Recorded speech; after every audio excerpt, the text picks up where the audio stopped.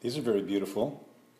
This is citrine crystal, and it's carved into what I like to think of as honeycombs. So it's going to be part of another composition that I've been working on. My name's Lyle Sopel, and I'm a Jade and Gemstone artist, and you're here with me in my studio today. And I'm going to talk about some of my latest projects and show you what I've been working on. And we're going to talk about a few things, like some questions that I've been asked over the last few days about, how do I ensure that I can sell my art? What is the one guarantee that I can put into my art to make sure that it sells? And another thing that we're going to talk about is 3 ways that can engage a client so that they can become more familiar with your art and with who you are as an artist. So then another thing is to talk about worry. Right? Like, worry is not a very positive state of mind, and in fact it really inhibits the creative mind. So we don't want that, and so you really have to be aware that it actually happens, and a way to get past that. So I'll talk about that a little bit too. So here's a piece that I'm not sure if we even showed it to you, but this is a real kind of favorite character of mine. I like to work with him a lot. And I use this pose and this posture for a very specific reason, and I'm going to talk about that in a little while. But this is my honey bear theme, and that's what the honeycombs are about. That's going to be set up in here, and we're going to also add some gold bees to this story. So this is going to be quite interesting, I think. The honeycomb is going to be like stationed way down inside of this agatized piece of petrified wood, and then the bees in gold are going to be set up around it. So as you see, I've put a lot of texture into this piece, and so I've shown you how I've done that before with a hand tool and gone over the surface and sketched it in. So it's in the process, and you can see it's coming along well. This next piece here is a piece I showed you last week in the roughest form, and it was kind of like blocked in eagles. So I have them over here, and my intention here is to have these pinned together in a way that really shows a lot of action. And so here's this one eagle. He's been sculpted pretty close to the form that I want, and I'd like to have him pinned to this alligator quartz base like this, like an upright position. And then I have a second one that I'm going to see pinned to the top of this as well. So these two will fit together in a way that presents a very strong action type story here. And I think it's going to be a lot of fun to do. I want to see this come together. It's a real kind of an engineering piece, because if I put this down, you can see that what I've had to do in order to make this happen is I've created a very sort of heavy part on the wing, and then on both sides where it's going to be mounted, so I'll drill some holes right here. So I'll mark that, and I'll drill holes through the thickness, and then I'll be able to pin the pieces together. And I'll use some glue and some stainless steel pins and then pin them together. And that'll be a permanent connection. So this one has been carved down to pretty much the proportion that I want for the eagle. I've put his head in a rough way, and I've left out the more detailed parts where the features would be. And I will get to that, but I don't want to get there too soon and make it too delicate. So the next step for me on this piece will be to put the feather pattern in. And what I do there is I use kind of a standard design that I love, and that's start here with the shoulder, and I kind of pick the middle part of the wing, and I just start drawing lines this way to the middle part. And that way I get a radiating, natural look to the feather pattern.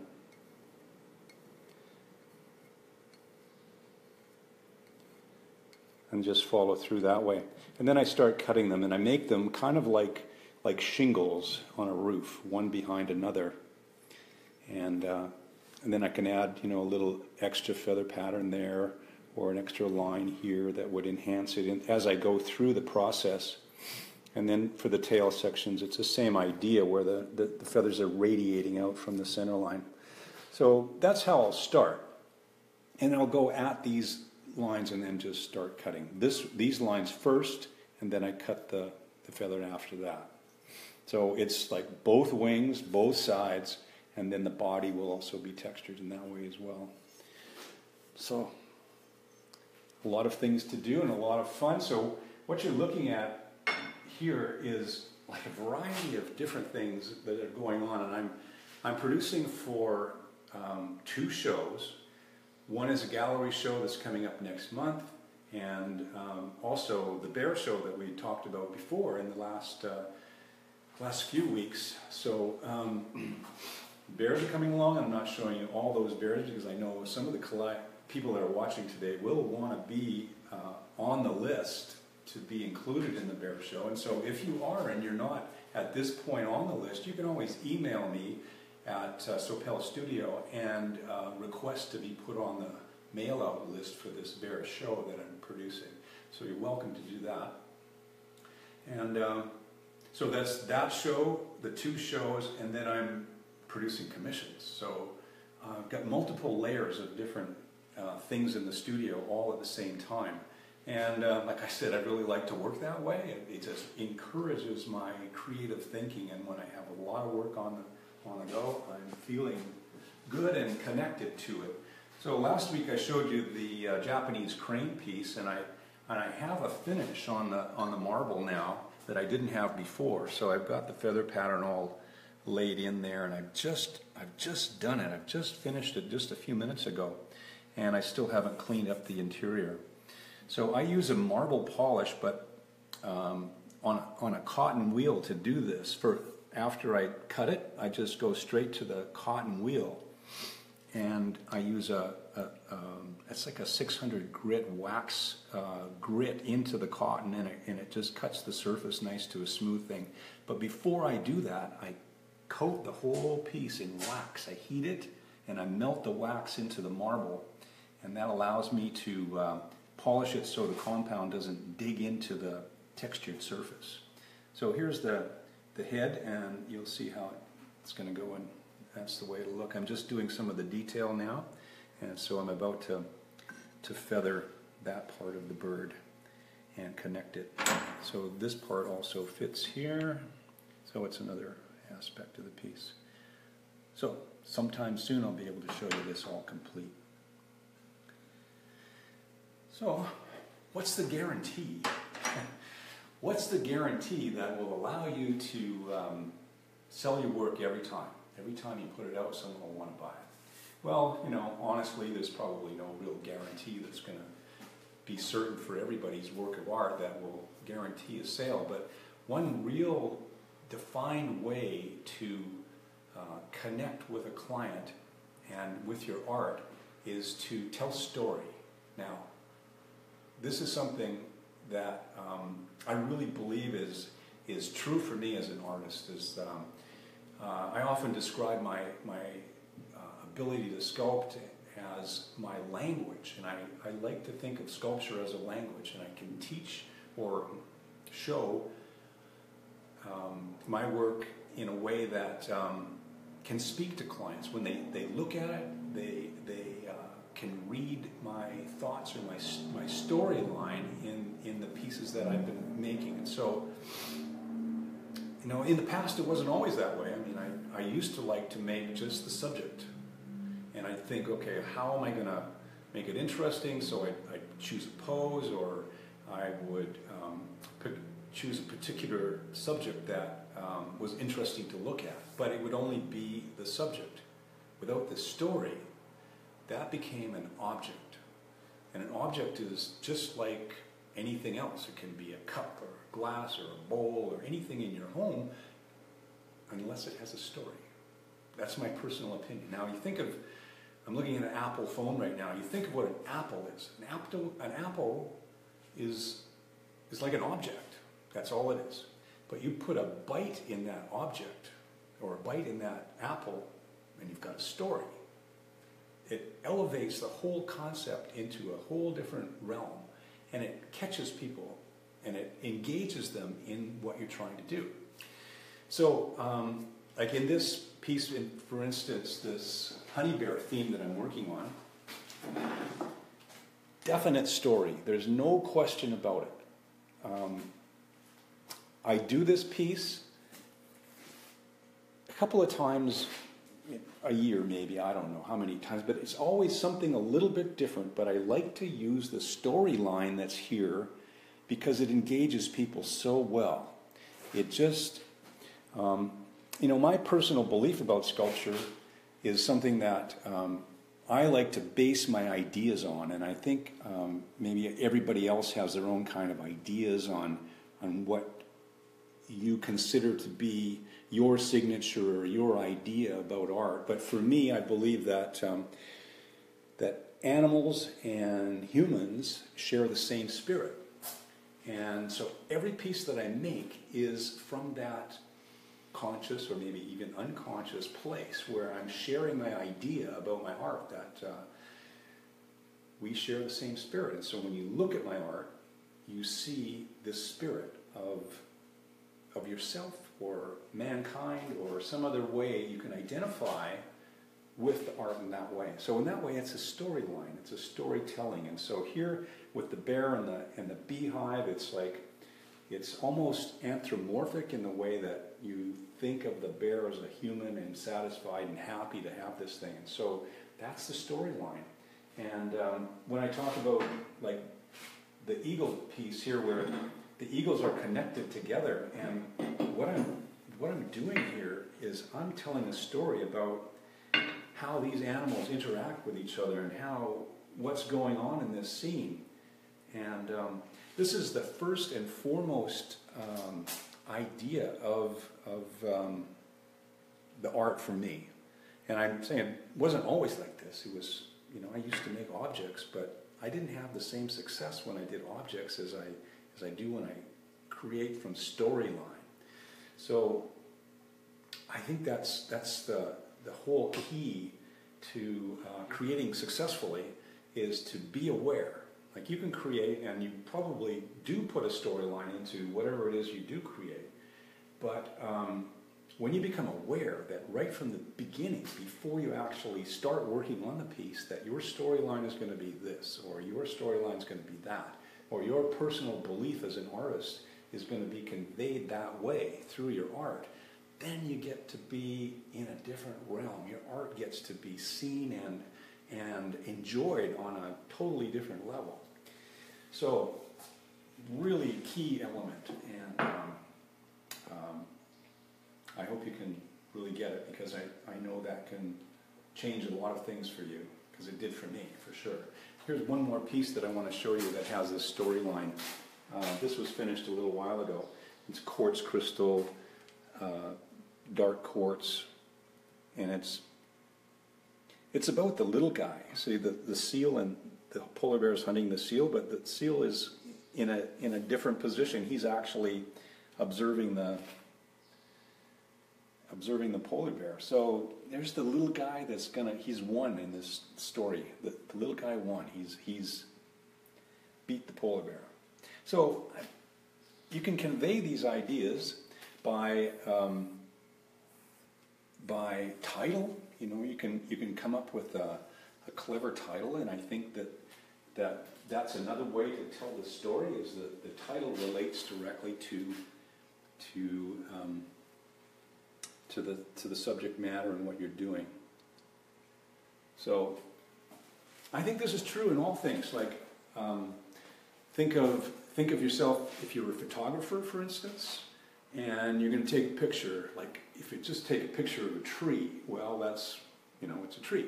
But if you allow the light to change or bring a mood into it, or if it's a boat and you can see the storm moving in over the horizon, or you can affect the image in such a way that you bring a mood to the image, that's it. That's your story. That's going to be engaging. That'll bring people to to your work. So even if you're an actor and you want to present yourself to a client, you want to make yourself look storied.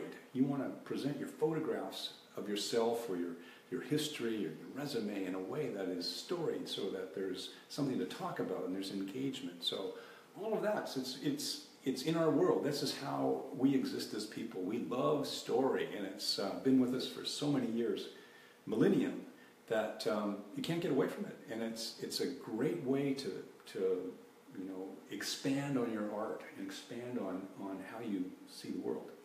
So the next thing I want to talk about is 3 ways that you can engage with clients. Now,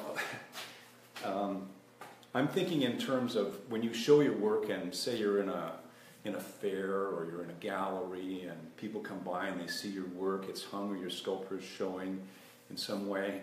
And have you ever heard people do this? In a retail setting, is where the retail clerk, maybe it's happened to you too, is a retail clerk will come up to you and say, "Oh, can I help you?" And you turn to them and say, "Oh, no thanks, I'm just looking." What happened there? The connection between the two people that need to meet is immediately broken. You give the opportunity for a close-ended answer to a question, and you lose the connection. I think people are just shy and it's hard to engage. But if you are showing your art and you ask a client that's looking at it, kind of anything I can help you with, there's a pretty good chance he's going to say, "Oh, no thanks, I'm just looking." And you've wrecked the opportunity to engage. So what I suggest and what I've done myself is to immediately ask a question, or a question about the person that's open-ended. Like, say, if you're traveling or whatever, ask the client where they're from. They can't say yes or no. They're going to have to engage in the conversation. You can even use the weather, like, "Man, it's raining out today. How do you feel about that?" Or you want to hear from the client. And even though this is kind of really an odd thing to think about, but when you're talking to clients that collect art, they don't want to really hear about how you struggled to make that piece of art, or how you worked so hard to do that thing, or how it's interesting at first, but you do not want to go on about how challenging it was to do this thing that you're showing. What you want to do is allow them to feel that art. And so in other words, it's all about the client when you're speaking about the art. It's like, "Have you ever collected a piece like this?" "Oh, you have." "Oh, you don't." "Oh, how does it look in your house?" "Where would you put a piece like this if you were to buy this piece? How would you see it in your home? What does it make you feel like when you look at this piece? Would you put it in your living room? Would you put it in your kitchen? Where would you like to see this to make you feel that way?" So you see, you're like engaging, and you're allowing the client to share about your art. So they're engaged. And so it's really, the idea is an experience for the client. So when you're talking about your art and you're even on the telephone, what you're trying to do is create an experience so that the client can say, "Yeah, I had this really interesting thing happen the other day when I ran across this art. I engaged with it and I felt something from it," instead of just being turned off from a limited conversation or a limited answer. So you want to make it as pleasurable as possible for the client. That's the idea. And the way to do it is allow the client to talk about themselves, not talk about you. So, as odd as that might sound, it is a pattern, and it does work. So the next thing is worry. And like, how I've always talked about, the creative mind. It's really so important for success as an artist is to have a creative mind, and you always have to be open with your creative mind. And what shuts it off is worry. And I know we all worry, and I think if you're a human being, you worry. It's just how we're built. There's no one out there that doesn't worry. But if you are like consumed by it in a way that it fogs your mind and it consumes you throughout the day and brings in negative thoughts, you cannot be positive about what you produce as an artist. You have to be open-minded and you have to be relaxed, and so the creative impulse can come through. So you got to get rid of worry. Worry has got to be on the back shelf. You know, you can know you've got these things that are challenging for you, but you've got to be able to put them on the back shelf. You can come back to them later, but when you're creating in your studio, you got to have a clear mind. So one of the things that you should know is like worry is like planning for what you don't want. So you know, maybe the best way to get through that, and what I do is I make a list. As soon as I find that I'm like clouded with these concerns, I sit down, I've got my trusty little notebook, and I sit down and I start detailing these things that I worry about. I start from 1. I like to go 1, and then I write it all out, what that worry is. And then I go to 2, and I write that one out. I go to 3, and I just fill my page with all the things that are a concern for me. And then somehow that's very, very helpful just to get it out. So it's not like everything at once. It's like, okay, I've got from 1 to 10, all these things that are in my mind. And then what you can do is think of what's the smallest little thing that I can do to change these things that I'm concerned about. What's the smallest thing? Like what action can I take to change that thing? And as soon as you do, your worry's going to lift just a little bit. And then you can say, okay, I've got all my concerns on that piece of paper, I can put that aside, and I can go back to work. So I come back to those concerns, and then start with that one little thing that's going to improve your day, and then you go with that. And then the next thing, and the next thing, and the next thing, and it'll all come. So it's awareness, and I think that's what we're talking about today, is the awareness of story, awareness of your client, and awareness of your mindset. So you put all those things together and you're going to have success. So enjoy it, and I wish you lots of success, and thanks for being with me today. Bye for now.